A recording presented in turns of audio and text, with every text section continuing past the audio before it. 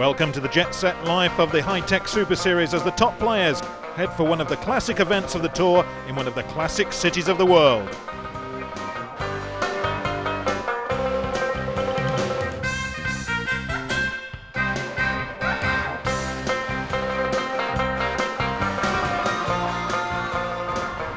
Cathay Pacific Hong Kong Open welcomes us once again, and once again it's a turning point event in the year. With life very tight in the top 8 of the world rankings, Peter Nicol just back at number 1, but virtually nothing in it with his top rival Jonathan Power, but David Palmer, the rising new Aussie star, poised to make it a three-way tussle for the crown. Whilst lower in the order, it's a real scrap for rankings. Only a handful of points deciding the pecking order coming into this event. But the Cathay Pacific Open always throws up surprises, and this year it's no different. A shock exit for Peter Nicol is not what he needed to bolster his newly regained number 1 spot. But lo and behold, out goes Jonathan Power, another dip in his roller coaster ride of form this year. That could have left it open for John White to move further up the rankings after a good year, but the world number 6 was looking a little too tired, and he caught the early plane home as well. So the door wide open for David Palmer to now attack the current top 2 positions in the world. Well, everyone interested to see whether he could do it as the quarterfinals came around. And indeed, he did manage after a bit of a struggle to defeat Oh Beng Hee, and he was through to the semis, along with Stewart, Boswell, Thierry, Lincou and Mark Chaloner. And in our first semi, Aussie wonder kid Stewart Boswell takes on Thierry Lincou, who's particularly pleased to be on form here. Well, I always wanted to perform here, and to play well here. It hasn't been the case the last 2 years, losing first round.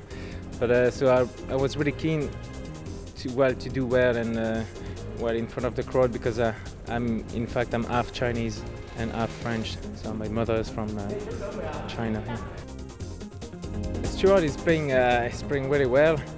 He's beaten some good players, he's improving. But I think I've got the game to beat him. It will be tough, but I hope to win.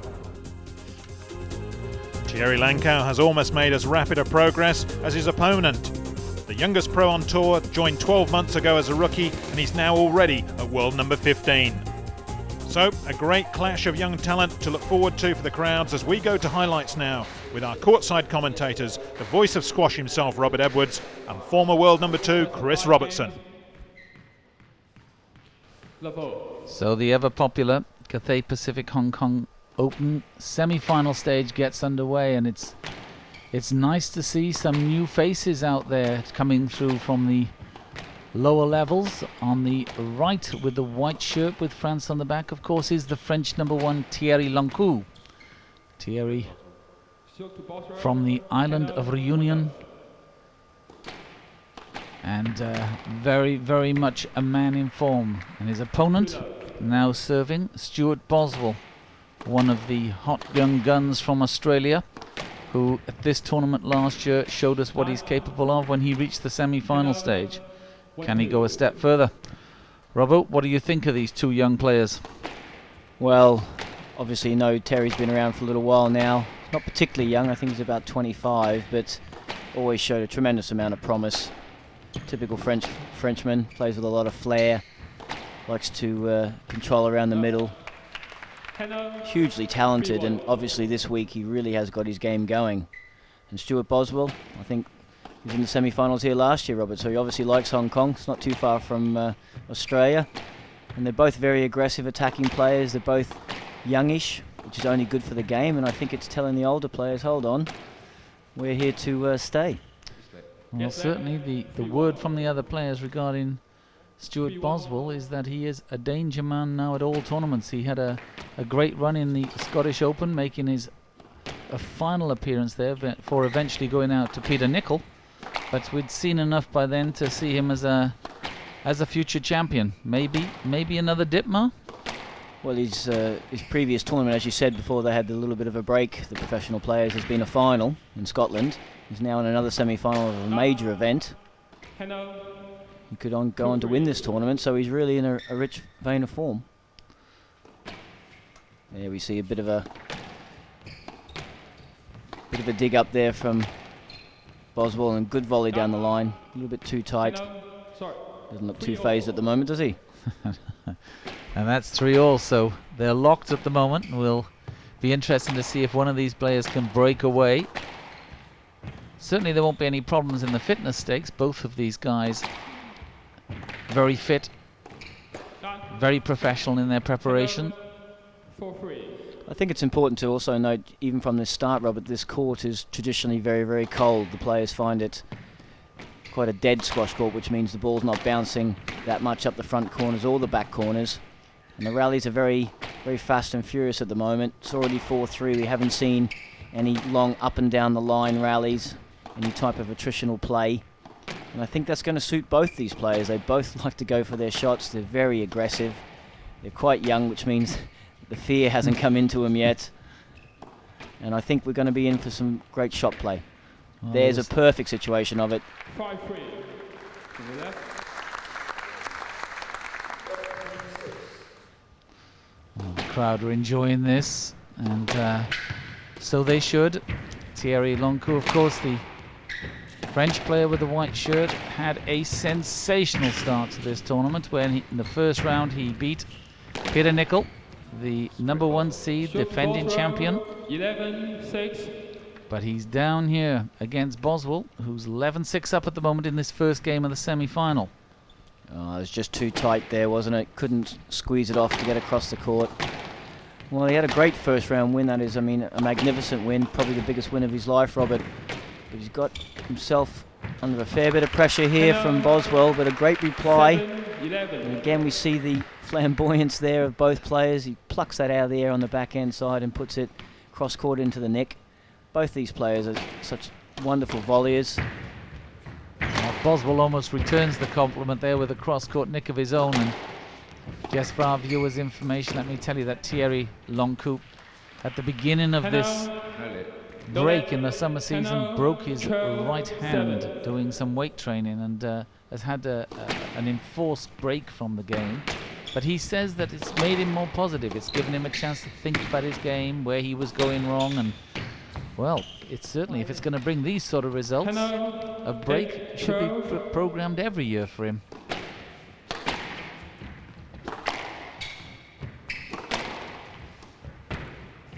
Both these players move so well.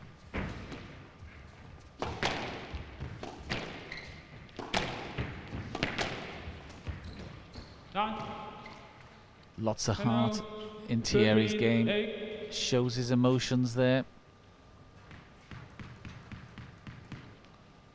And Stewart Boswell, very young looking Stewart Boswell of Australia, who gives very little away. Straight faced, follows in a great tradition of Australian players. And surely will figure later this year in the World Team Championships booked for Melbourne. It's very obvious both players really sort of sizing each other up with their length, trying to get that first opportunity in short. Such a good short game from both players. Both open faced on both sides. Lolet, Hannah, 9-14, game ball. Well, that's given a game ball to Boswell, 9-14. Thierry Lincou serves. And Boswell would be delighted to take this, but he won't take it with that sort of tin. But it stays game ball. First game, first semi-final.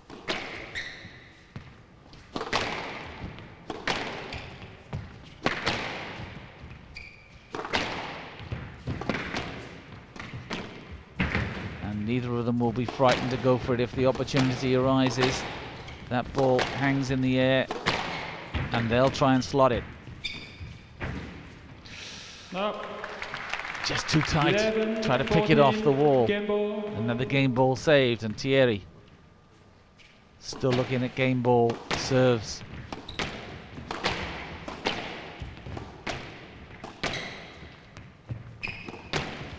Young man Thierry, who loves speed, loves racing cars, sports cars, anything with speed in.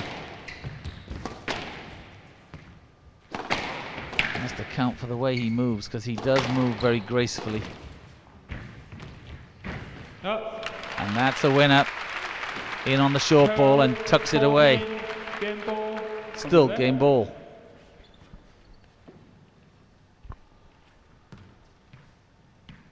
Crowd very quiet now.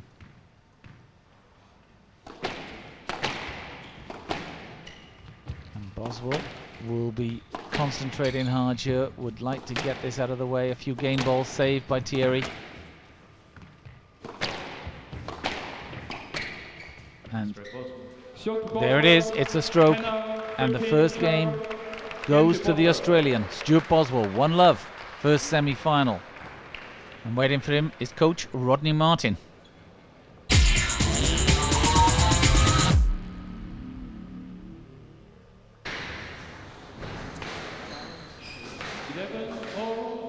You join us here at 11-all in the second, and of course this man, Boswell, 1-love up.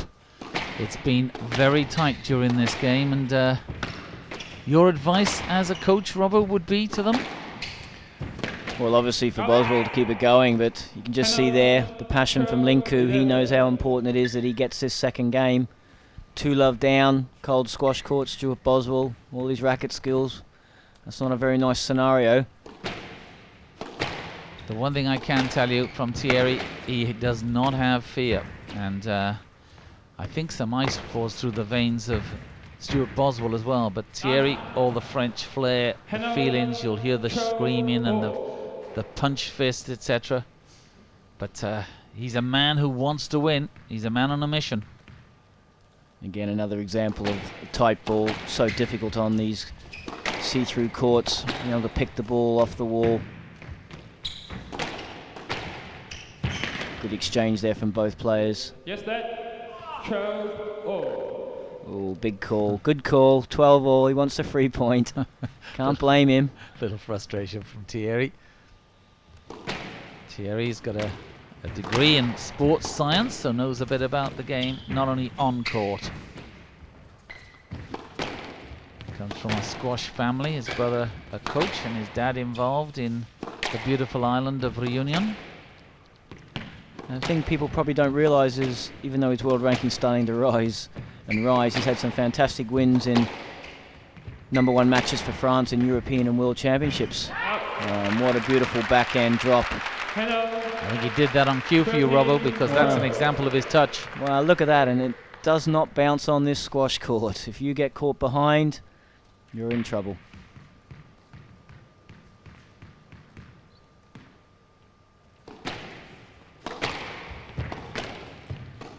Thierry, who spends a lot of time chatting to Jonathan Power off court.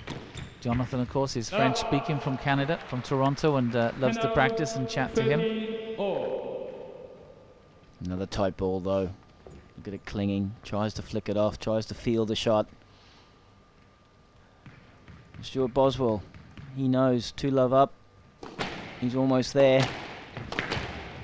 Yes, he'll be very keen to close this one out.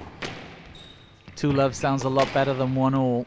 It'd be difficult to pick the most inexperienced player on this court as well. Both players not that experienced in this type of arena. I suppose Stewart, with his final of Scotland recently, should feel probably a little bit more comfortable. But as again, Thierry has been playing #1 for France now for the last 2 or 3 years. Played some big matches. Yes, and popular wherever he goes. Oh, lovely camera angle there. Showing the touch of the players, taking the pace off the ball, hitting it short. And prepared to go back into rallying, keeping the ball deep, looking for that short opportunity. Good angle there to see how much Lincou had to lunge for that backhand volley. And what a big point it gives him. Game point, look at that. Beautiful technique, open through the ball. Couldn't quite get it. And that's game ball. Thierry just cleans the bottom of his shoes.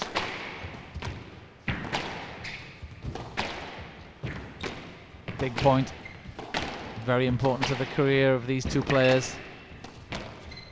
The final of a Super Series is special, and frustration. A shout from Thierry. And it's 14-all now. What is it going to be? Set? Set 1. Set 1. Now, 14 all game ball. the courage of the young. Prepares himself mentally. He's not going to be rushed, thinking about the enormity of this point. Clears his shoes. And when he's ready, he serves. So, set one. Whoever wins this point takes the game. Hand up by Thierry. Yes, he screams. He's leveled it. It's 1-1. And this crowd, well, they have a semi-final.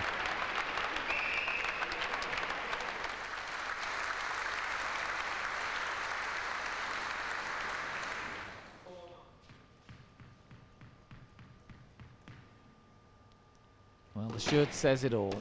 This has been quite a match. Thierry, Lincou and Stewart Boswell, and Boswell and, well, both of them now absolutely covered in the obvious signs of their labour. But the score is 2-1 to Thierry, having lost the first. And 5-2. And there's a resignation on this drop shot, Robert.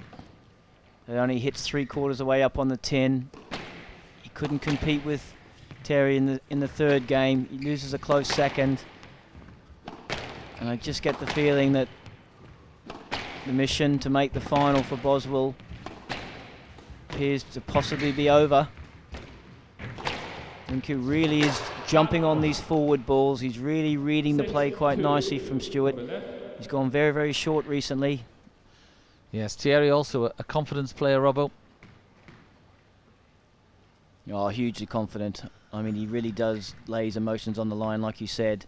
And when he gets on a roll and when he's high, he really does rise to the occasion. But in saying that, if you can ride that wave of emotion and get him on the downturn, then it works against him. But I think he's riding high at the moment.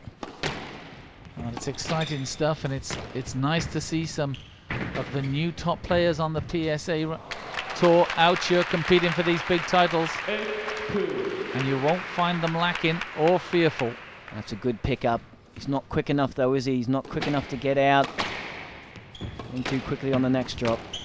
That's a great drop. Really curled that. 3-8.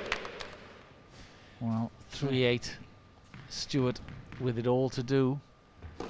Having been 1-up at the beginning. Well, yeah, I mean, it is tough, Rob. This court is cold. It's very severe, which means if you get a little bit out of rhythm, if you get a little bit out of confidence, the points can slide away very, very quickly.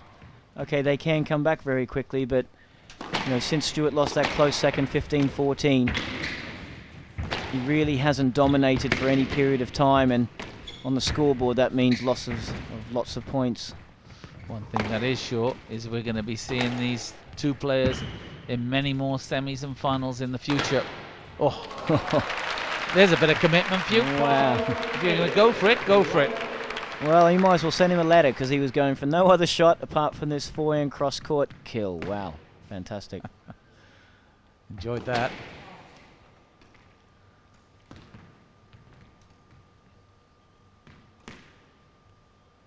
And not a word from Stewart. He really has got a fabulous ability to concentrate and lock himself into games. No, they're playing a let here. I think he gets this, Robert. Yeah, he's got that. He's on it, isn't he? Yeah, he's got the racket underneath the ball. 5-8 from the right. Boswell serving. I don't think they're both very happy there, because obviously Lincou thinks, well, he knows he got it. Boswell doesn't want him to get it. But whatever they say, it's 5-8. And Stewart really needs a couple of quick points to get back into this fourth game. And that's a winner, and that hand is up. He's pumped now. Yeah, he's just getting exposed in the front forehand corner here. This is a product of the drop shot that he played, the front forehand corner. Stewart's struggling with his movement up there. Is it tiredness? Is it concentration? But Lincou really does jump on that next ball very quickly. Very powerful legs. He's burying him in the back in this rally. And that's the thing as well about cold courts. Maybe the people out there think, well, I've got to take the ball short because it's cold at the front. Well, if it's a cold court, I can guarantee you it's cold at the back. Yes. And if you can put the ball in the back corners, it is a very, very difficult place to get to and get out of. Well, both players determined not to give anything away. This rally building nicely, but that too deep, and I think the coldness of the court, ball's dying at the back here. That's the exact example of what I'm talking about. Look at that. And that really is just like a lump of plasticine. Try and hit that out of a corner at your local squash club. It's not a lot of fun. Like a fried egg in the corner there.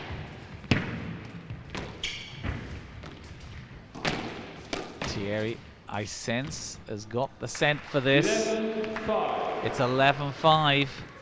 Well, Boswell's not even moving here, Rob. Look. Oh, No chase there, is wow, there? you just love that when your opponent's doing that. That's just a lovely feeling.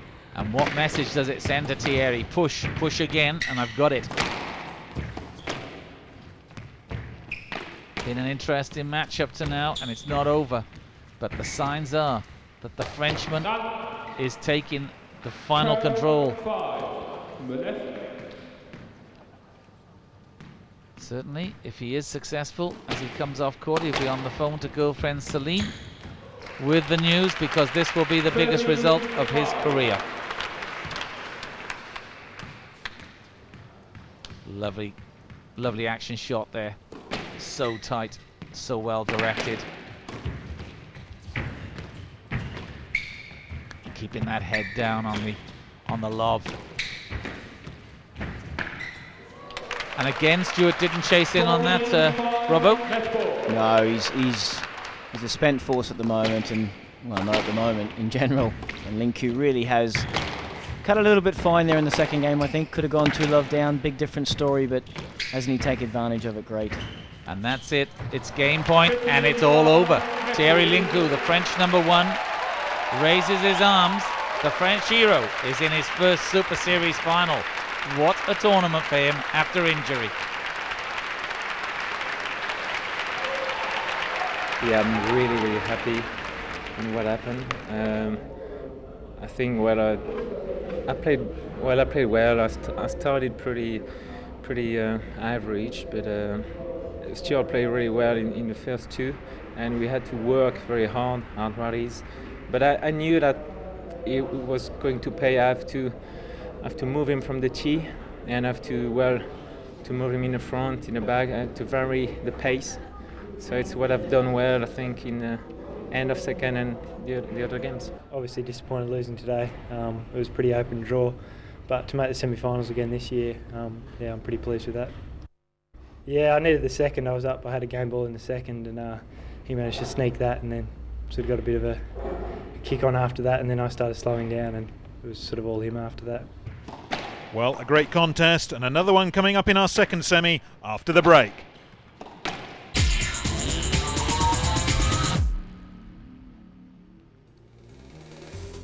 Welcome back to the Cathay Pacific Hong Kong Open and to our second semi-final, which sees the world #3, David Palmer, now challenged in his tilt at the title by a calm young Englishman, Mark Chaloner. The Englishman now seeing a great improvement in form at this event, so what's his tactics going to be? I've taken one day at a time so far, and it seems to have worked pretty well. Managed to cut my match time down every day, so I like to keep it as efficient as possible, but I'm going to go for it. There's actually no pressure on me. All the pressure's rested on David's shoulders. I've always felt as though I was in there with a shout, to be honest. I've beaten him before as well, but yeah, he's just nicked the last couple of matches that we've played, so it's going to be a fair old battle, I think. So roll my sleeves up and get stuck in. But surely David Palmer can't help thinking what a great opportunity this event will be to become world #1. But first, what's he thinking about his opponent? We've played quite a bit over the last year, probably 3 or 4 times, and it's always a tough match. I think we've gone to five games the last 3 times, so I managed to win them, but it's always a tough match against Mark. He's a great athlete, and he never gives up, so I've got to win every point right to the death to win the match. Yeah, definitely. He's been consistently top 10 now for maybe 5 or 6 years, and he's known as one of the fittest players on tour and the fastest around the court. So it makes it tough when you're playing him. He gets every ball back, and it makes the rallies long and tough. So I'm going to have to be on top of my game today. And but if I play my right tactics, hopefully I'll come away with the victory. So let's get on with the action with Robert and Chris. Best of 5 game, level. You couldn't ask for two better athletes than these two guys. Dave Palmer, world number 3, and his opponent Mark Chaloner there on the left, and just taking Dave Palmer first in this semi-final. He has been, I think, the player of this year. He's risen to 3. He's been consistent at all tournaments, and he's become the man to beat. Well, I couldn't agree with you more. His improvement has been bordering on incredible. It's not easy to do when you're already a pretty good player, but he's very, very consistent, very motivated, very physical. And his racket skills are improving all the time, so it does make him a pretty formidable opponent. You are right, Mark Chaloner, he's not a bad athlete either. Yes, I always think with Mark Chaloner, a couple of years ago at Q8 in the final against Peter Nicol, he had that horrible fall where his knee was injured so badly we had to fly him back to London. Was met at the airport and taken off for instant surgery, and that's been a long time getting himself back on tour, back up to speed. But the signs are that Mark is back there now, and I hope so, because he is quite some player. I always rave about watching him. His recoveries, his movements on the court, Robo, I think are almost second to none. Oh, well, he's one of those players that everybody has to beat. They don't like playing him.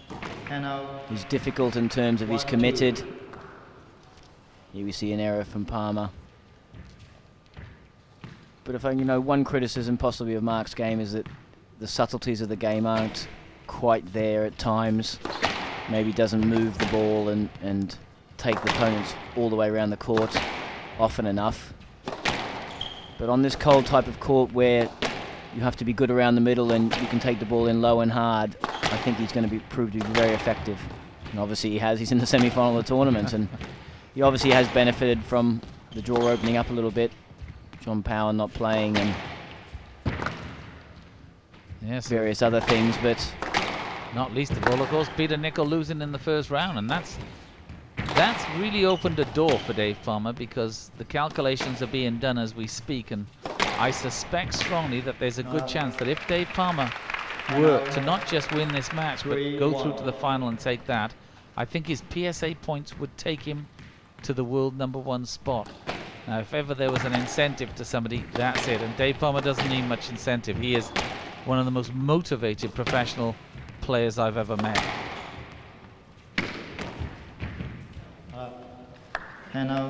Big one to be a world number 1, Robbo. Well, obviously that's a huge motivating factor. He's not going to be too motivated by that miss hit from Chaloner. Acknowledgement from him though. And looking back over the record with the Australians, Chris Dittmar was the last one, but he held it for just a short period. I think my memory serves me right when Jansher Khan lost points for some disciplinary matter, and it put him into number 1 spot. Before that, of course, Jeff Hunt. So wonderful achievement for him if he does take it. But in the meantime, he's got this man running around like a dervish here, Mark Chaloner, and he'll have something to say about it. Reverse angle from Mark Chaloner there.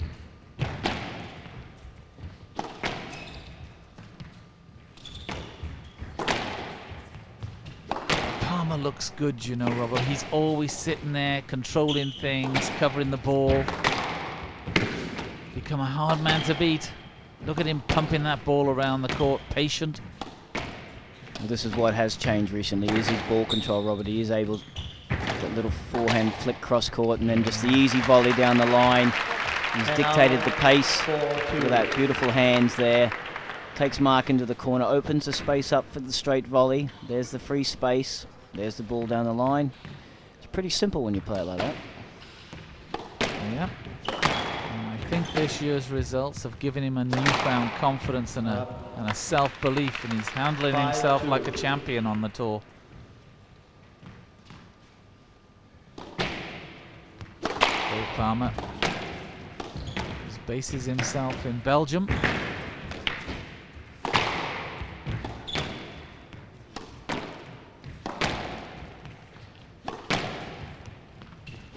Dave changes directions, and Mark Chaloner really chops that ball into the floor. That's not good.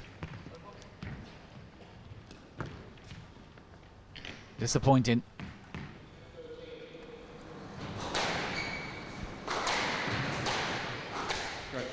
Stroke to Palmer, 10-6. Well, that stroke. First game is 10-6, Dave Palmer.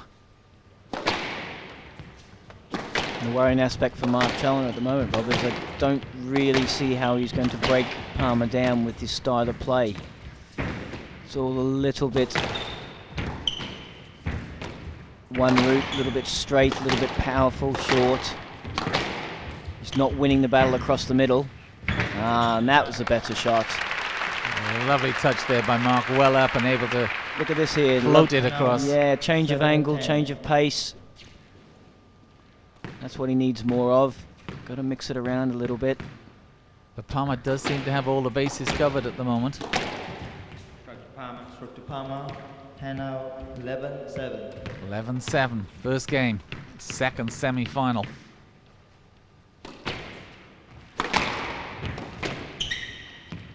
Dave, who's got a very professional team around him, as in fairness as Mark Chaloner. Both got good relationships with their coaches, work very hard. Just let 11-7. And that let leaves us at 11-7 first game. And these players very easy to referee. There's no theatrical dramas here. They just want the ball and a chance to get at it, and they'll get on with the game.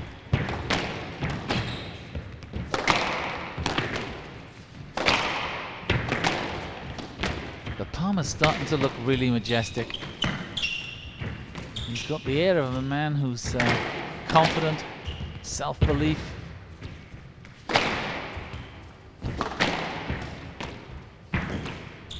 And there's only one man doing the running out there at the moment. And it's not the Australian.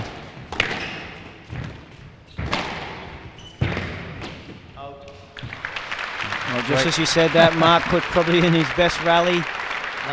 Did get a little bit of control going here. Again, big, powerful shot across the court. Good pickup.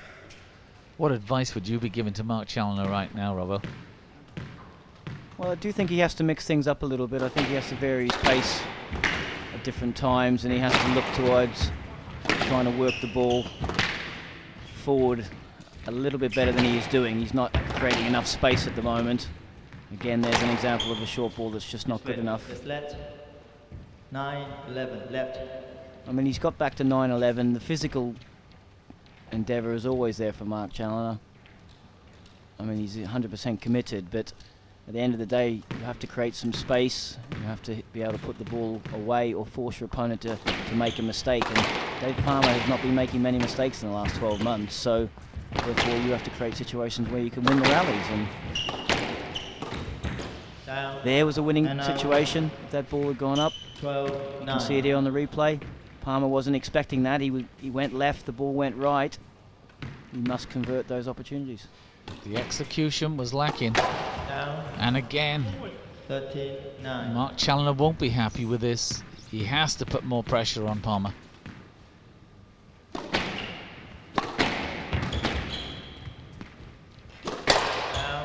And those are the mistakes that have brought Dave Palmer onto a game ball here at 14-9.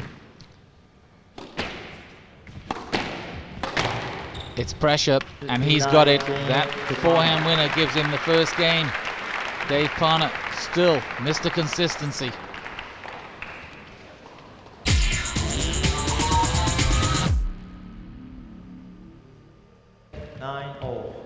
Welcome back for this second semi-final, and it's the second game. Dave Palmer serving at 9-all, having won the first game. And really the story of this second game is that Mark Chaloner has come to terms with it, and he's found a slightly different game plan. It's more competitive, it's much tighter, and it remains a question of whether he can take the game here or whether Dave Palmer, with his consistent style, is going to go 2-love up. 10-9. Unbelievable speed there from Chaloner, but the ball hitting himself. Well, yeah, good lunge for the back wall boast. Look at this, Palmer volley off the front wall. Chaloner sees it, thinks if I can knock it down the line, bangs him in the middle of the back. That's the only problem with that plan. And in fairness, Dave had it covered. It would have been a stroke. But he is really quick, Chaloner. Oh, Fantastic recovery, and how tight was that, Robbo? yeah, and lucky. Look at this. Didn't catch much of that and stayed tight. Again, he acknowledged it by tapping him as he went past, as if to say, sorry about that, mate. Didn't really mean that. Two very fair players.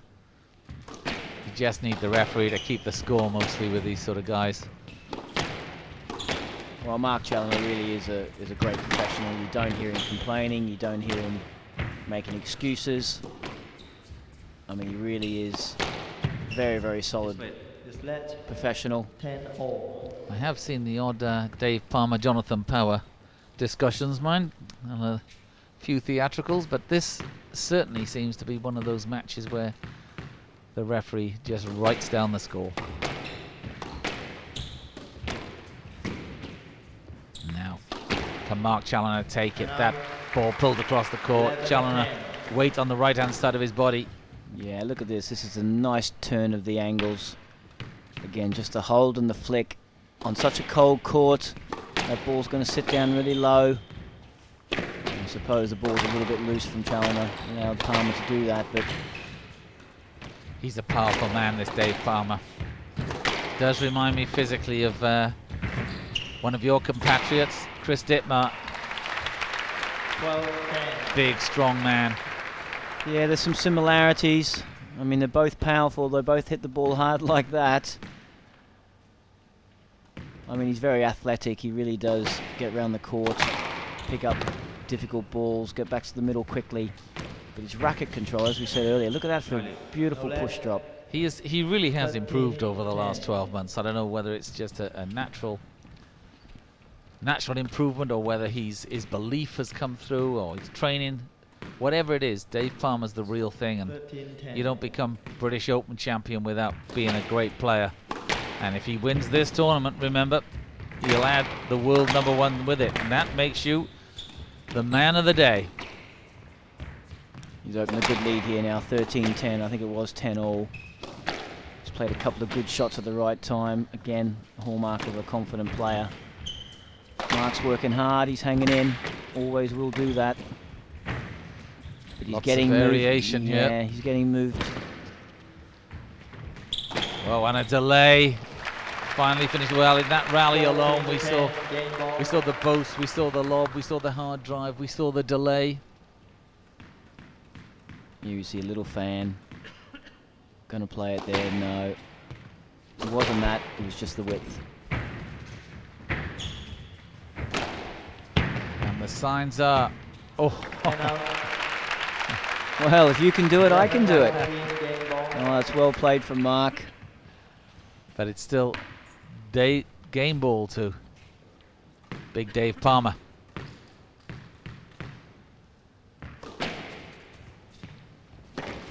I'm sure his girlfriend Melanie will be screaming him on at this moment. Great supporter of his, really pushes him, makes him get out there and put the work in. And this time, the disguise from Mark Chaloner. Again, another nice turn of angle there. Maybe not enough of them so far, but they're the type of shots that if Mark Chaloner can produce more often, I really do feel that he can challenge the higher echelon, but wow. If you're going to finish a game, that's the way to do it. Dave Palmer in a hurry to get off the court, and he's 2-love up.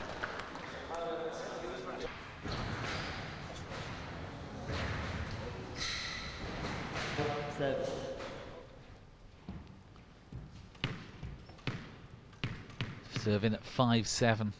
Third game, Mark Chaloner 2-love down, and still looking for 6-7. the game to dent Dave Palmer, the man in form, the world number 3.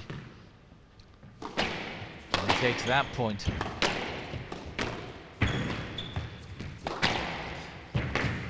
I do think the one thing that David Palmer's got to be aware of, though, Robert, is that Mark Chaloner can and has won many matches from 2-love down. He really is a very determined character. Physically in great shape.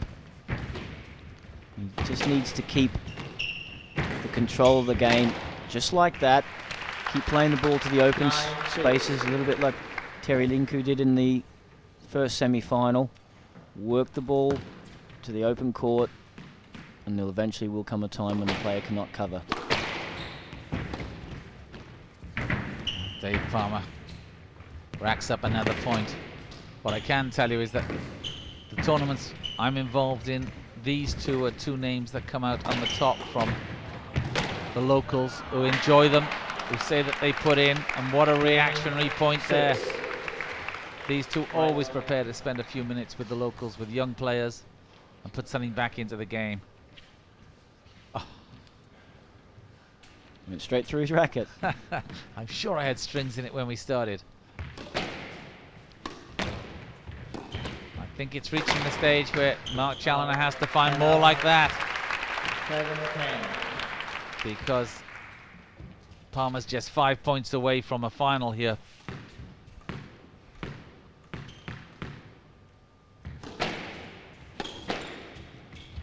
Inspiration, that's what he needs, and there it is. Two on the same side, two sidewall nicks. But Mr. Patience, Dave Palmer, still leading, goes for a cross court, misses that one. Well, first signs there, I think, of Dave Palmer just maybe losing his concentration a little bit, Rob. Mark Chaloner's made a nice little break back at him. He needs just to settle back down. And the referee for this, Chaz Evans, has really had nothing to do, just sat in the seat. New Zealander Chaz Evans, one of the top referees in the world. Oh, this is all action all over the court. This is a bit great rally. Mark Chaloner. 9-10. Right. So much athleticism from both players. Look at the movement here from Palmer to get across, get that let. A nice rugby tackle, actually. And a good decision from Chaz Evans as well.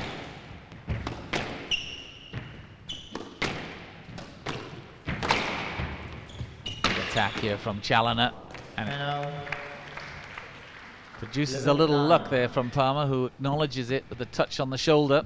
This a lucky point. Well, there's been quite a few of them today. I mean, I can remember commenting on about 4 or 5 so far, and again, ball's very tight, difficult to get off, but again, he really does produce these variation shots at great times. He set it up a lot with the straight ball. Mark's expecting it straight. The last place you want it to go is across the court. Variations of shots from David Palmer has, over the last 12 months, really changed. He's got a whole bag of shots there now. But it's 10-12, and he needs 3 points to make this final. And Mark Chaloner desperate to stay in. And as you say, Robbo, they don't come with a bigger heart than Mark Chaloner. Massively likable man on the tour. But that tin, I think, spells big danger for him here. Well, he did this at the back of the second as well. He got a little bit closer, tightened score, and then he tried to cane a couple of balls in short and tinned out. And you've got to respect him for his attitude to go for it, but he's going to be judged on the end result. Again, trademark Mark Chaloner. Really does leap on the forehand volley. Look him get off the ground. A lot of power on that. Not a lot of bounce on this ball. Dave Palmer mouthed the words that he should ask for a let. Didn't, went for the ball. And that's That's another point in the bag for Mark Chaloner. Now, can he come back? The length, ball dying. Is this cold court, Robbo?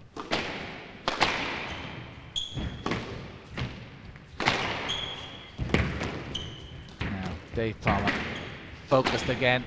Oh, and it's straight through those strings again. 14-12 match ball. And it's given him match ball. No rush in here. Checks himself out, checks his shoes. He's going to take his time. He's thinking, I need this point, just this point, and I'm in the final. Like to see that, a player not rushing, taking his time, preparing himself mentally.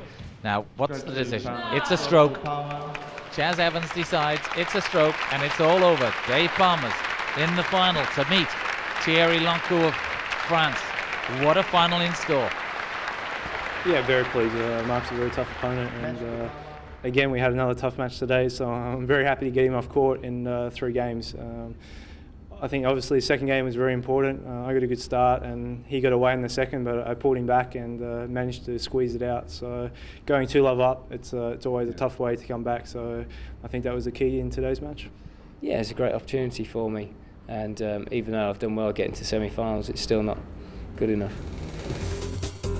And so the Palmer bandwagon rolls on, but can the lively Frenchman knock a few wheels off? Well, we can all find out in our second report from the Cathay Pacific Hong Kong Open. Join us for that in our next programme. We'll see you then. Welcome to the High-Tech Super Series as we return to one of the classic events of the tour in one of the classic cities of the world.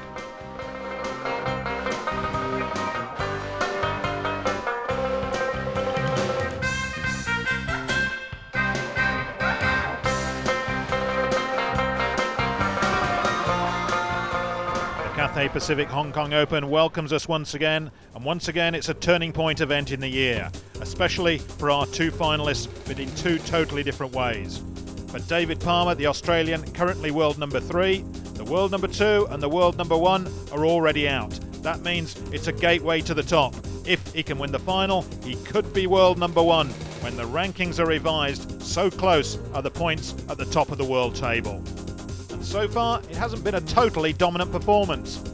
In round 1, he was taken to 4 games after losing the first set, and it was the same story in the quarterfinals and the semis. He hasn't had the easiest of passages, so can this rising young French star take advantage? Not for him the thoughts of the world number 1 just yet. He just wants to be into the top 20, and if he continues on the form he's been on, that won't be long at all. He cruised through the first 2 rounds against good opposition, and then showed his determination in the semi-finals against Stewart Boswell. It's a big event for him. But it's going to be my first final, and I'm looking for playing it and try to do my best today. I want to do well. I want to show him that maybe he's going to have some hard game. So a great clash in prospect as we go courtside with the voice of squash himself, Robert Edwards, former world number 2, Chris Robertson. What a moment for young Thierry Lincou. His first Super Series final, and it's right across his back. France. This is the French number 1, and he's really put his country on the squash map. Had a great tournament, Thierry. Natural fitness, terrific movement, dedication. His work with his 2 coaches have rewarded him with this wonderful final. And his opponent, Dave Palmer. Now his motivation is going to be slightly different. Already this year he's won the British Open Championship, and if he wins today, I can confirm he will be on the PSA ranking list, the world number 1. So he has a double whammy here. He could become Cathay Pacific Hong Kong Open champion and the world number 1. And Robbo, you've been there, you know what it's like. What would it be to be world number 1? What a sensation for an Australian.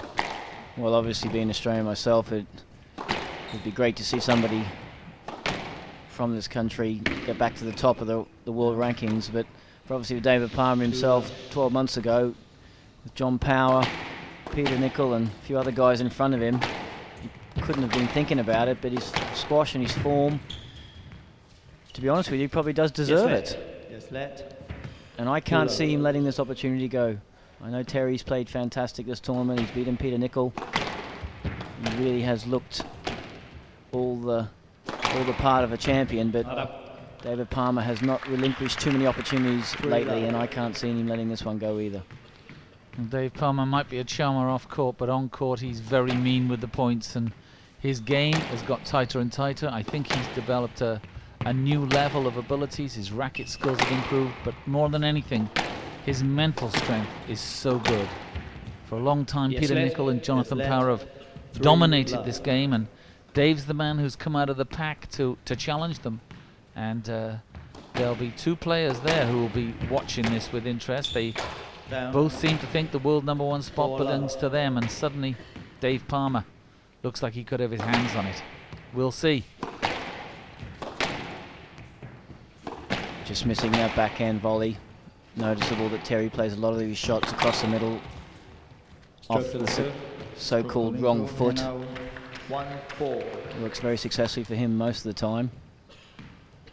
And this will be another battle across the middle. Dave Palmer loves to volley, loves to control the centre. Terry Lincou, he had that battle with Stewart Boswell in the semi-final, and he got on top of the other Australian opponent. Different proposition here though, with the power across the middle from David Palmer, and also his power of recovery from the front of the corners. He will pick up more balls than Stewart Boswell. 5-1. He's much more of a physical entity. Here we see the cross court catching the neck. Good early length. And it's Dave Palmer already 5-1 up in this first game, and Thierry has to get hold of it. He can't afford to leave games go, not at final stages. They're at a premium, and Dave Palmer looking very good. Well, this is a wonderful touch shot so early in the match. Look at that, picks it off the floor and pops it into the neck. Makes Terry think twice about taking him forward. Stroke to Palmer. Stroke to Palmer. Dave Palmer, who works with Sean Moxon, his coach in Belgium. Does a great job with Dave, they're good friends. But today he's got a gentleman who's known in the squash world, Joe Shaw, who was his original coach, I think, from Australia here with him. It was loose, he would have got it. Joe hasn't enjoyed the greatest health of late, is ecstatic that this young man has reached this stage. So will he see his crowning moment? Will he win this? Will he become the world #1? We'll find out.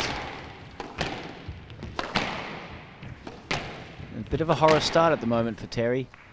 He's got to get himself into this match. 2-7. Pull back, get a few points, get a bit of confidence going.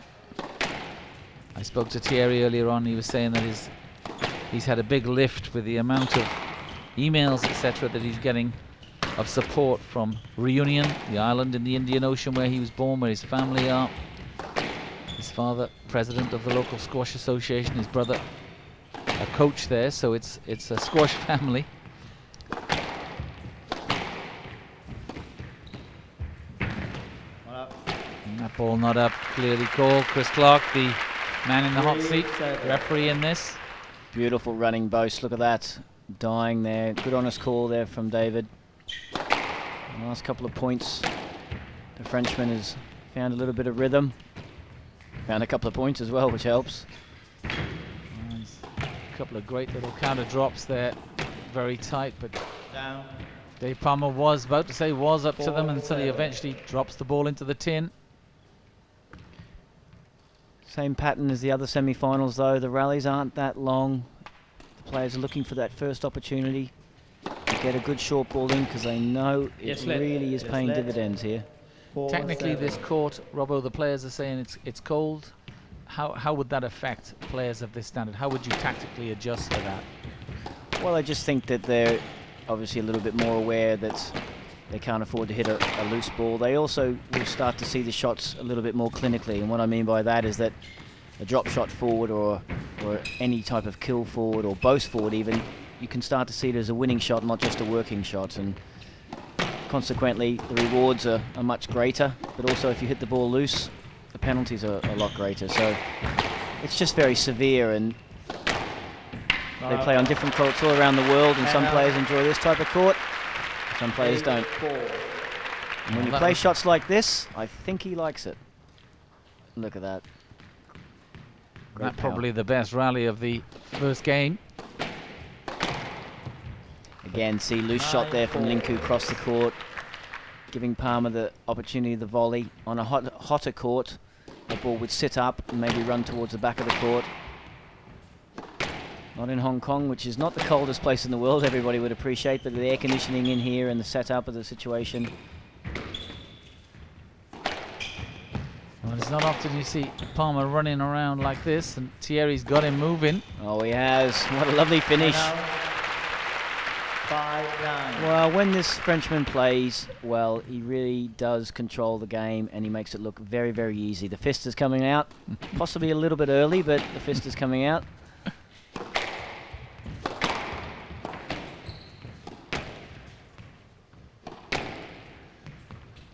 It's been a while since we've had a top French player. We have Renan Levine, but I remember Julien Bonnetat, very, very charismatic player. But I think in Thierry, France have a possible champion of the future. This is a player who's got something. Stroke to Lincou. And Stroke to Thierry Lincou. starts with a stroke as well to add to it. So 6-9, he's coming Ball was back. good at the front. Yeah, he's shown a lot of character Backhand was here. good. He's dragged the game back towards the pace and the conditions that he enjoys. And really, apart from the horror start, it's been a nice even contest the last 5 or 10 minutes. And he's competing for that centre spot. He's trying to control the tee, and he's doing a much better job of it. Dave's having to move around the court a lot more. Yes, now. led. Yes, That led. was Clear. wide, I suppose. 6-9. So it's just the let, 6-9. I don't know about you, Rob. I think it's great that Terry's got his French shirt on.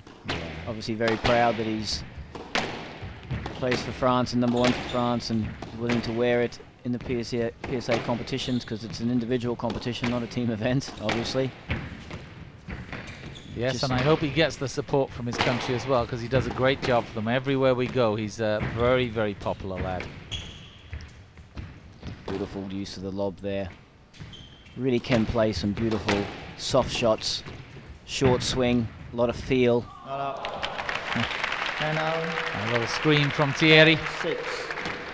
Well, I think he wanted to play it, and just as he got through, it caught a dodgy floorboard there. This court obviously put together, not purpose-built Yes, all you're the right. times. I don't know if they move it around or take the space down or leave it permanently up, but it's not your run-of-the-mill squash club court. Absolutely not. This is, and the floors are different, of course. The floors in the squash court are 10 out. with their coining, etc. These are 10. completely different. Lots of bounce in them.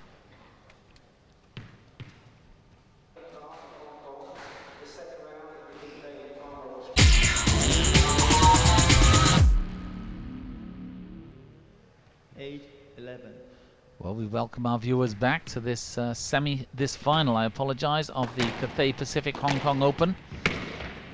And the story is this. Thierry Lincou is coming back. He had as Chris Robertson said, a horror start, but it's getting tight now, just a couple of points separating them, and there's a little bit more belief in his game, and it's Palmer who's having to do some of the running here. So it's tight. Again, that use of that backhand lob from Lincou really can play the soft options out of the corner, plays the straight drop or the lob equally well. And people might be thinking, well, if he's that good, how come we haven't seen him before?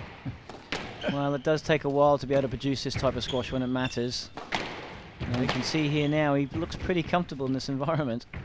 I think in fairness also, Robert, the depth of the PSA Tour is immense. There's a lot of good players out there. It's just needs a little something, 5%, and suddenly they start to rocket. Dave Palmer, perfect example. He is, and a little bit of frustration there from Palmer. Sort of insinuating to the referee that Lincou's extending his backswing to get the stroke, but there was obviously a restriction there. Sorry, stop. And again, he's a little bit Play agitated. on that. Telling him to wait. Lincou's got a roll on. He is a player of confidence, and once he gets a roll, he does want to play quite quickly.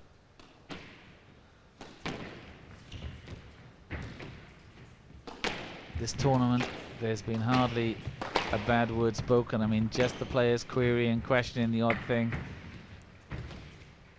Really, they've got on with their squash. Now, And that ball 11. finds the tin. And now it is tight. Thierry's really back in this. Well, opportunity lost. He knew it. And that missed by quite a bit. Back to 11 all. I think he was 7 or 8-1 down. Yes, indeed. All in this first game has taken on a new dimension. Mentally, for Thierry to come back to here is a great flip for him. And a little agitation showing on Dave Palmer's face. Querying a couple of things, little looks, a little bit of body language. Well, I think we forget the pressure is right on David Palmer here. Highest seeded player, obviously. Has a chance to go to number 1. Terry Lincou's never been in a semi-final before, let alone a final, let alone won the tournament. So that's right, it's new ground for him and everything's a bonus. I think that's going to depend here is going to be the strength of these two players, because getting to finals, and it's something you know about, Robbo, it's not one-off. It's all the games that have taken something out of your body beforehand.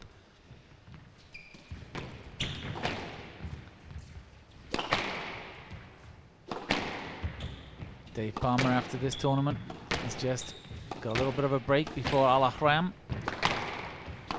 in Egypt. But Thierry, he'll be on the first flight out of here because he's due to play in the South African Open. So no respite for him. Now here's a decision for Chris Clark. And it's a stroke to the Frenchman. Dave Palmer gives a look, gets on with it. well, if he'd played that ball straight, Lincou would have won the point. As it is, well, I think that's pretty generous. The ball is there to go to. Hard man to run into as well, Dave Palmer, isn't he? Well, Lincou's not he's not built like a wafer biscuit, let me tell you. He's pretty solid and a bit fortunate to get that one, I think. Yes. Well, he's got the lead now. Yep. It's quite a comeback here. And the crowd have taken to this this French player. Well, I think he's great for the game. He's very flamboyant. He does look French. I don't know how you do look French, but to me he looks French. He plays with a lot of flair and a lot of passion, and I think that's only good for the game. I don't know how he gets his hair to stand up like that. It's amazing. But whatever he does it well. This boy is destined for bigger things. Now, was that out? A request from Palmer. The ball is called out. But Thierry questions. 12 all. Oh, what a mistake to play. Just a rally ball down the line. He's trying to slow it up a little bit, maybe just trying to soak things up. Everyone saw it out, including David Palmer, not surprisingly. Thierry, when he broke his hand this year and he had the enforced break, he really did look at his form and questioned himself, his racket skills, his confidence, his mental approach, and he told me that one of the biggest things was he decided to play with no fear. And if that's the result that we're looking at now, it's a good decision. Well, I think that's an easy decision to make as well, Robert, if you've had a bit of a break. Once he's tasted some success, which he is now, I think it's going to be a little bit more difficult to play without fear, because obviously he's going to have a lot more to lose. His ranking will go up.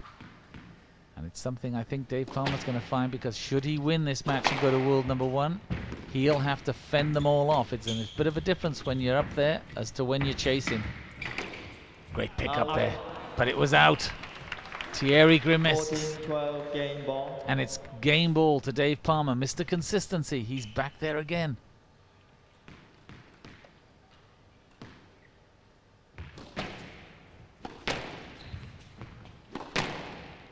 Big point now. It'll be interesting to see how Thierry handles this. Looks for and gets the stroke. Backswing impeded. Dave Palmer frustrated. Oh, this is a door opener. Yeah, here comes the query to Chris Clark.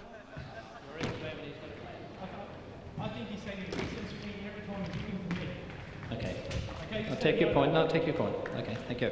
Well, Dave has said, I think he's taken an excessive swing. Would you agree, Robbo? Well, not necessarily, but I actually think the way he put the point across is good, and the way that Chris Clark took it was quite good. I think at the end of the day, Lincou does have a flamboyant swing, but as far as I know, he's always played like that. And at the end of the day, I didn't see anything there that hasn't been going on in the previous matches that we've watched from Terry. I seem to remember a certain Ross Norman had a bit of a swing out there. Yeah, Ross Norman had a big swing, but he always had the same type of swing, so at the end of the day you just had to clear a little bit more. So, you know, you have to accommodate for the player's natural swing, and it's up to the referee to decide whether it's excessive or not, but in that instance I think it was fine. And this is still game ball. Thierry's going to punch one deep. Oh, that was tight. He had to really beat that off the wall. Yes, let. Yes, That let. ball. 13-14 game ball. That's what we call a smart let. The reason it's smart is because the ball was always going to be tight. Use the contact actually going through to the ball to ask for the let, saves you having to play it. I'm not sure your club player, your mate will give you a let on a Sunday morning for them, but Chris Clark did today. But it stays game ball to Dave Palmer, the world number 3, and the higher ranked of these two, and he's done it. Dave Palmer punches this time, and he's 1-love up in this final. Yes, that's tight.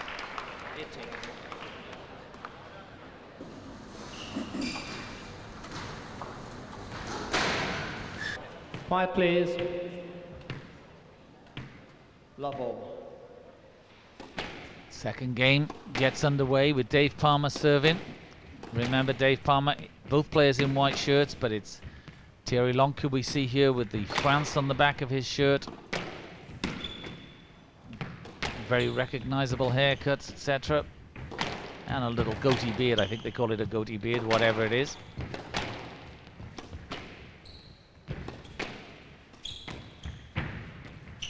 And this is a good start. Not out.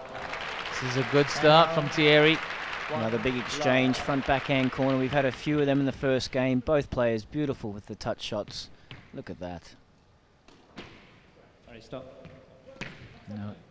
And I think from Thierry's point of view, he really just has to get off to a better start. Okay. He obviously showed he was more than capable of competing with David Palmer on this stage.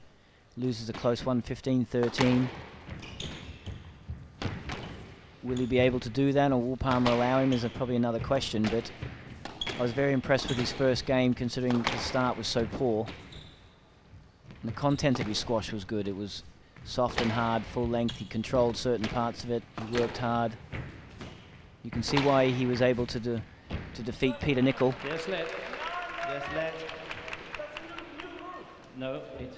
You missed the first one. Flat ball. 1-love. Well, there's no mistake in that accent, is there? A little look from both players at each other. Thierry felt that he'd buried Dave in the back of the court, and Dave questioning that he should even have the audacity to question him, but he did.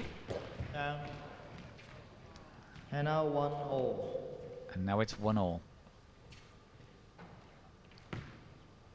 And so this time in a match we find out about the strength of the players, how much they've got in the tank, because they've already played right the way through to this final. This isn't just a one-off match.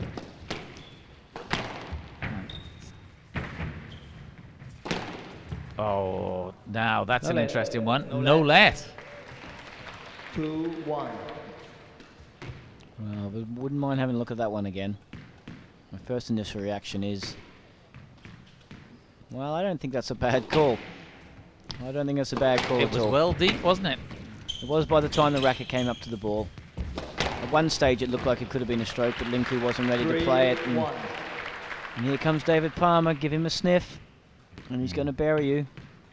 That was a good kill from Dave Palmer. You just know with Dave Palmer on the court you're going to have to play well. He doesn't give anything away. He's going to make you play out of your socks to take him. And that boasted it. 4-1. Left box. Yep, the post was good, and if that was tight.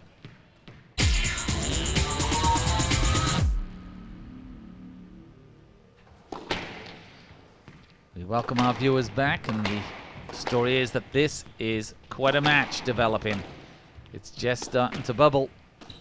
Thierry, not a great start in the first, but came back, pushed Dave Palmer to the edge, and now in the second, the players are locked, and it's going to be interesting to see if one of them can break away.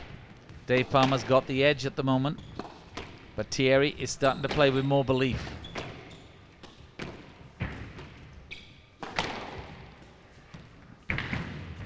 Palmer just covers everything, Robbo. Yeah, he's praying, he's hanging in there, looking for the opportunity to jump on. He's a very, very busy player for such a tall player. And so patient. Look at the build-up of this rally. Just controlling the tee. Doesn't do anything flamboyant or flashy, no gambling. Just good hard work. Look at that, onto the ball, pushes it straight deep. And again, still looking. If it's there, pushes it short.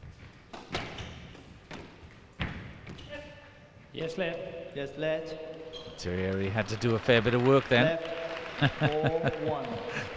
A little look from Dave Palmer and a shake of the head. I think he's got the message over to Chris Clark.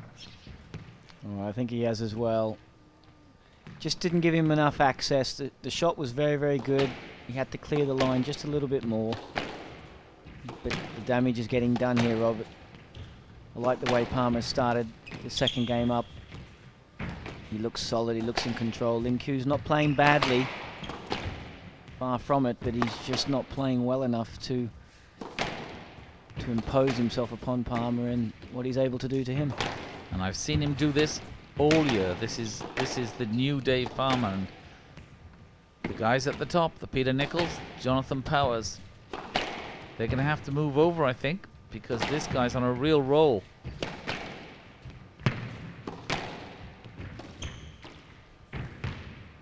Well, I think what they've got to do, obviously, is they've got to respond. And that may mean putting a bit more focus into their training or in their match play. But if they don't respond, I agree with you, this guy is going to be difficult to toss. 2-4. Good build-up, a lot of patience going on, uncharacteristic. And Thierry claws his way back to 2-4.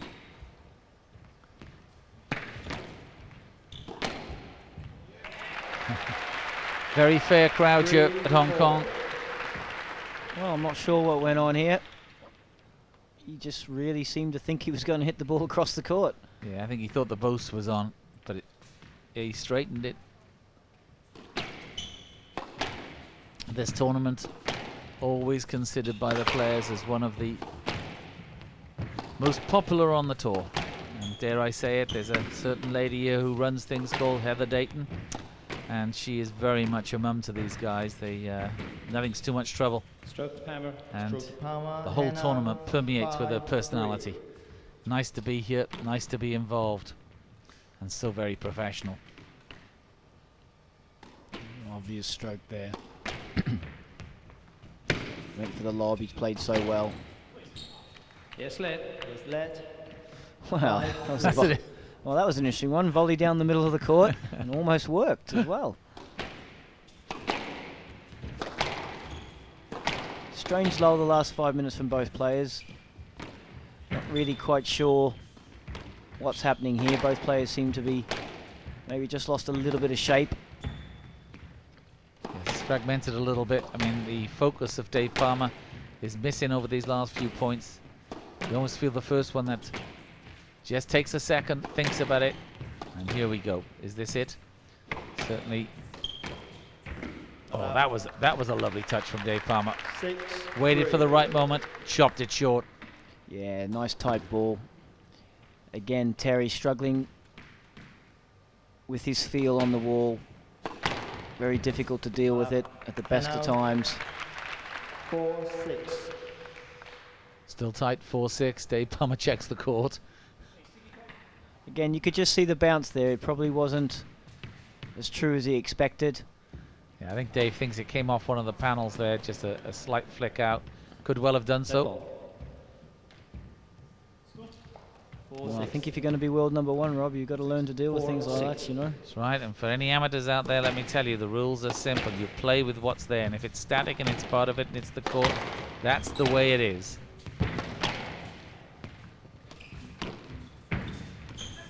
Yes, left. Yes, left. 4-6. And it has got scrappy, hasn't it? I mean, both players maybe not quite putting the ball in the spots that they want, not clearing the lines as quick as they were in the first game. A few more lets. Here we go. Both of them stepped up the pace a little bit more now. I think they listened to you there, Robert. Stroke to Palmer. Stroke to Palmer, hand out 7-4. And again, Thierry hasn't been in this position. Well, he was actually against Boswell. He was 1-love down and was down in the second as well. And he fought back to win that match. But there's a fair bit of difference between Stewart Boswell and David Palmer in recent times. Yeah, there's a lot more experience in the Australian. He's been there, a British Open under his belt, and very much a semi-finalist, finalist nowadays in major tournaments. And should he take the #1 title, #1 spot, I think it'll be a good guy. I think he'll do a lot of good for the sport. But I can tell you what, he's got to watch his back, because there's a hungry pack out there, not least Jonathan Power and Peter Nicol, but there's a lot of Thierry Lincou's there as well, who covered that position. Wow, look at the movement from both players here. Good close-ups in the front corner there of the flexibility and the anguish on that type of movement. But wow, this rally really has, oh, it's got it all. Yep. Oh, beautiful use of the lob again then from Lincou. Oh, First one was good. that drop shot looked wonderful, apart from the fact it hit the top of the tin. Look how soft this is hit, Rob. Just slides off its racket. Palmer's not going for it, but it just went down. From a grey area of this game, suddenly it lit up with a terrific rally. It had everything but the execution, and Thierry knows it. But Dave Palmer, ever the professional, he's querying an earlier shot in the rally, even though he's taken the point. And this time it's Thierry who's not ready. Well, he can't complain because he's already had a word with the referee about Lincou serving in a bit too quick, so... Audience enjoying this. I don't know how many years now we've been coming to Hong Kong. It's got to be something like, 14 years. Yes, left. And Yes, let. the crowd. Well, it must be a long time, Rob, because I've played a few there, so... yes, indeed. So it must be a long, long time. And it does throw up some different results in Hong Kong because I think the nature of the squash court. And I do see a lot of different players. And obviously they're going to have a new champion, but look how early this drop shot is. Lincou hasn't even got back to the tee, and David Palmer's already put that ball short on the forehand side.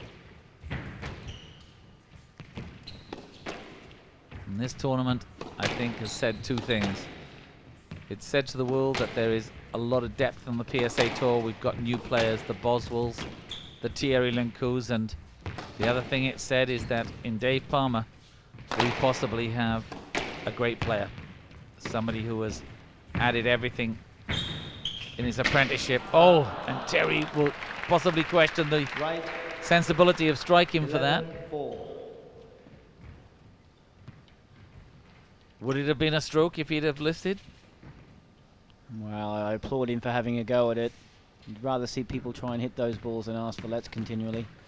No, I don't think so. The ball was still a long way away. Dave Palmer didn't half get himself out of there quickly, mind. Oh, reaction shot. 12-4. And he's Reaction really shot. broken away now, Robbo. 12-4. Well, I mean, this is the closest 12-4 I think I've ever seen in my life. I mean, Thierry has not played badly at all. He has controlled large portions of this game. He's losing his way now, but 13-4. I suppose that's got a lot of credit's got to go to David Palmer for this. Yep. I said at the beginning, he is mean with points, Dave Palmer. Oh, and he's going the wrong way here. 5-13. You read that in yesterday's paper. Oh. Lovely change of angle from Thierry. But he's still well down in the second game. And again he does it. 6-13. When he's hot, he's so good, this boy. Yeah, he just faked that cross court and flicked it down the line. I've seen people play a lot worse than this and get a lot more back from And it. now 14-6 game ball. What I like about both these players, Rob, is they're using the lob a lot as well. The lob from the front, the volley lob from the middle. I mean, they use the whole of the squash court. 15-6. Dave Palmer uses the left-hand nick, and with it, he's 2-love up in this final of the Cathay Pacific Hong Kong Open.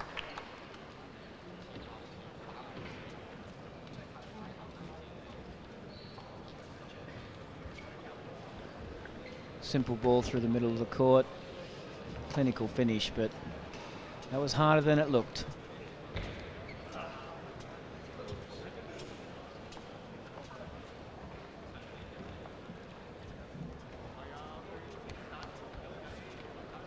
Again, the replay again. Lincou trying to lift it over his head from the back corner. Fixed in the middle. Cut backhand volley short.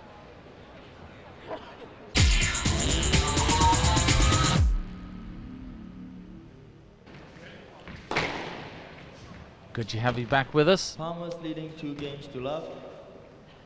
And Love all. as the marker said, Dave Palmer 2-love up in this final of the Cathay Pacific Hong Kong Open. And 1 love. a change of shirt for Thierry Lincou. So let me explain that Thierry is the player hitting the ball now with the blue shoes with the stripes. 2 love. He's got off to a bit of a shocker, really, in terms of his 2-love down. One power backhand volley from Palmer, and then a touch backhand volley short. No let. Could have played the ball. And he started 3 off love. as he's finished the previous game. A no let, 3 love, 2 love, 3 love. Not looking too good for the Frenchman. Well, Dave Palmer, once he's got his teeth into a game and once his belief is up and playing a good solid game, moving well, it takes a bit of moving. Down. 10 out. 1 3. First point in this game to Thierry. Dave Palmer high backhand finds the tin.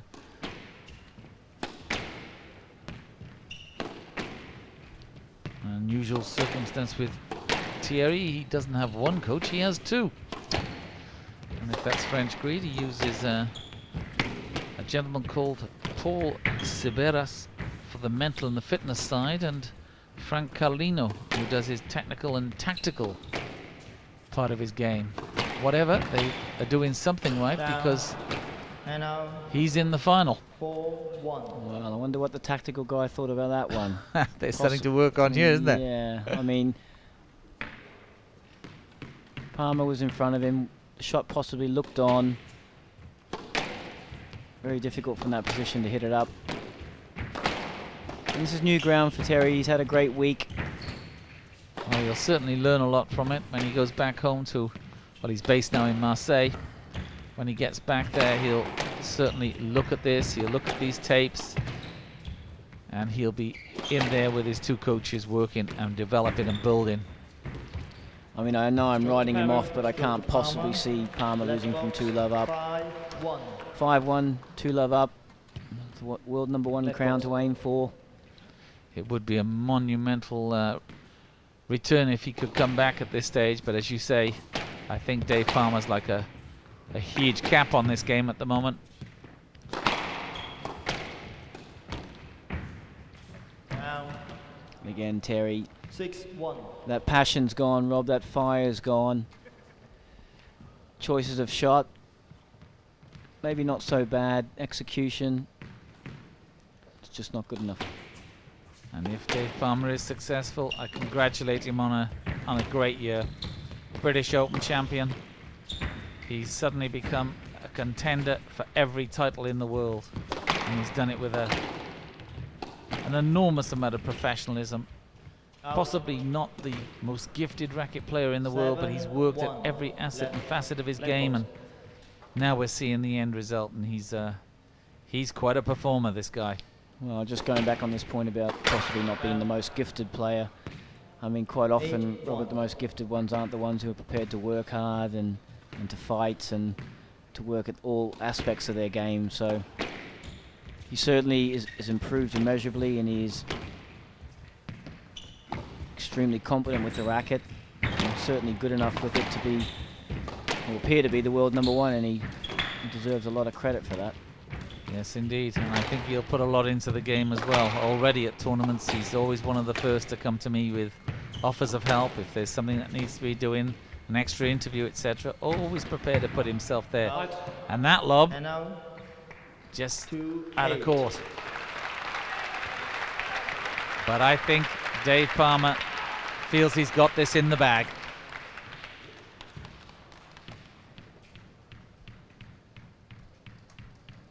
has been strong over these last 2 games. And that strength starting to come through.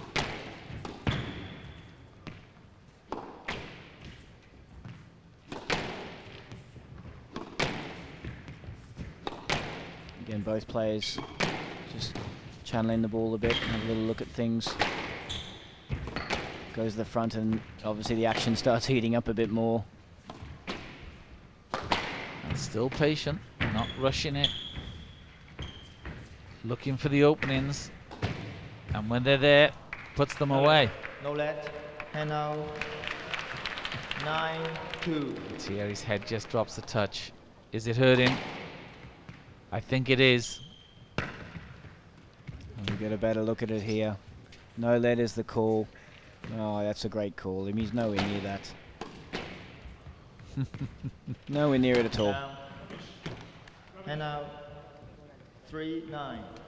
And it's 3-9 now. Now can Thierry find something else? Is there any more left in him to give? Regardless of the outcome of this, he's had a terrific tournament up till now, and I'm sure he'd look back and say, well, a final of a Super Series, wonderful.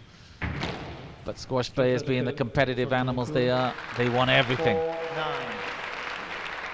And another point gives him 4-9.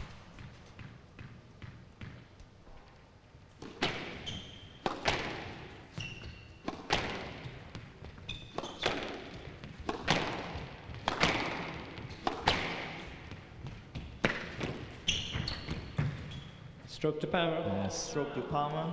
Well, he And was now right on his back. 10-4. And that's double figures for Palmer. The replay will show it. Yeah, that's definitely a stroke. No access at all. Read the shot. Down. And now 5-10. Well, it's gone flat.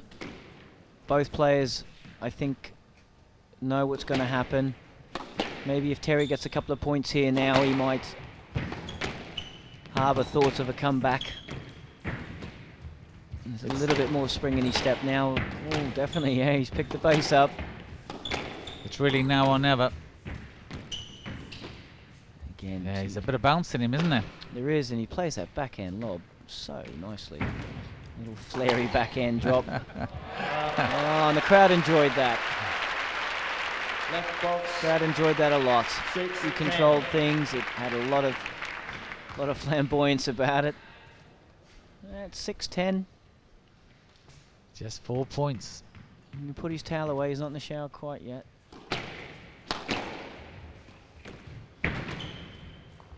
Great pick up there. Really worked for that. Head stayed down. Lovely lift on the ball. And as you mentioned earlier, the use of the lob And now 11. can be so 6. destructive.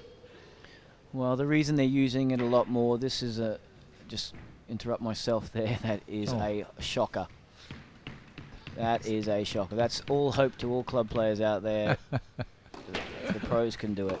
But the reason the lob is used a lot is because when the ball goes in these front corners, because it's so cold, it's difficult to drive the ball out towards the back of the court, so they need to lift the ball very, very high to do that.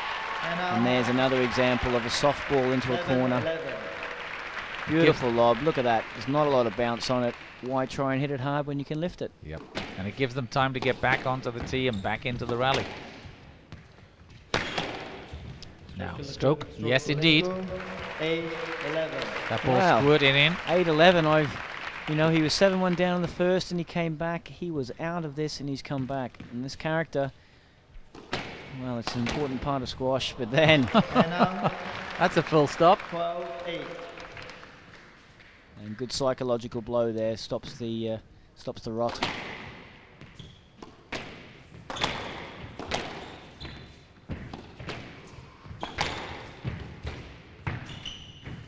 Now That's 13-8. 13-8. Dave Palmer. He needs 2 points for 2 titles to become the Cathay Pacific Hong Kong Open champion of 2001 and to become the PSA World #1 ranked player. And now 9-13. And if he's to get it, it's been delayed because Thierry is back. 9-13, still 2 points he needs. Oh, I think the crowd would love to see the Frenchman take this third game. They've enjoyed it, enjoyed the That's surely a stroke. The athleticism and the movement of both players. Match ball. So there it is, championship point for Dave Palmer. A double whammy, world number 1 and Hong Kong Open champion. Will he do it at the first time of asking? Thierry's had a great tournament, but it's Dave Palmer. He's got the two of them. Congratulations to you, young man. You've had quite a year, and it's not over yet. There's still the World Open title to take. Dave Palmer, the champion. Match to Palmer, 15-13. Congratulated there by Joe Shaw. What a way to finish. World number 1, forehand crashing kill in the back of the court. And there's the fist.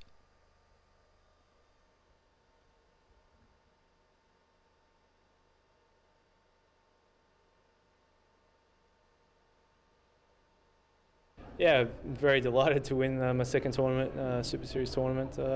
Yeah, I was pretty happy. You never know, finals. I think sometimes they're not the best matches of the tournament. I think semis and quarters are always the best matches, and finals on the day it's just a matter of putting it together and winning. So I was going on today with the attitude I was going to do anything to win today. If it meant going to 5, I was prepared to do it, but I was very happy to get off court in 3 games. Well, I think I didn't play that well, but he had really an answer of what I was doing every time. So, well, the first game was pretty close, but well, it's a shame, really. Yeah. Well, in the end, a great result for both players in their respective careers. Our new champion this year, David Palmer of Australia.